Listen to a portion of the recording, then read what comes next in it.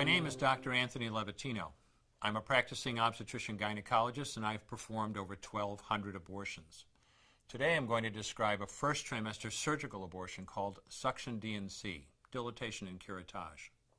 This is the most frequently performed abortion and is used typically from 5 to 13 weeks of pregnancy. After administering anesthesia, the abortionist uses a speculum like this. This is placed inside the vagina and opened using this screw on the side, allowing the abortionist to see the cervix, the entrance to the uterus. The cervix acts as a gate that stays closed for the duration of pregnancy, protecting the baby until it is ready for birth. The abortionist uses a series of metal rods called dilators, like these, which increase in thickness, and inserts them into the cervix to dilate it, gaining access to the inside of the uterus where the baby resides.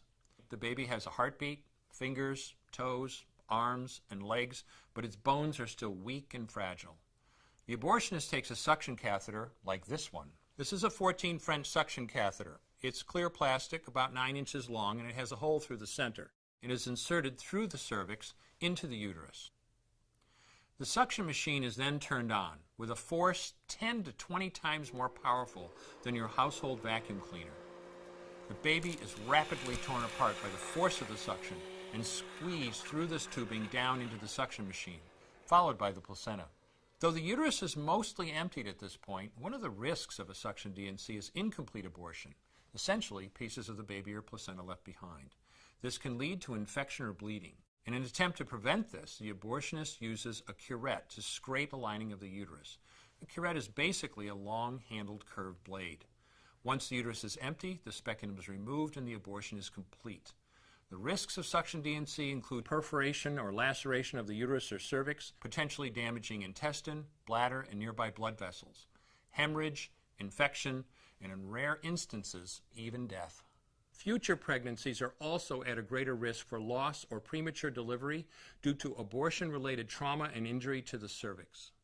As I mentioned at the beginning, I'm Dr. Anthony Levatino, and in the early part of my career as an OBGYN, I performed over 1,200 abortions.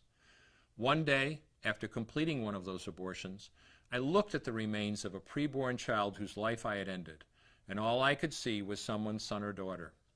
I came to realize that killing a baby at any stage of pregnancy for any reason is wrong. I want you to know today, no matter where you're at or what you've done, you can change. Make a decision today to protect the preborn. Thank you for your time. I will no longer do any more abortions. When you finally figure out that killing a baby that big for money is wrong, that it doesn't take you too long to figure out it doesn't matter if the baby is this big or this big or this big or maybe even this big, it's all the same. And I haven't done any since then, and I never will.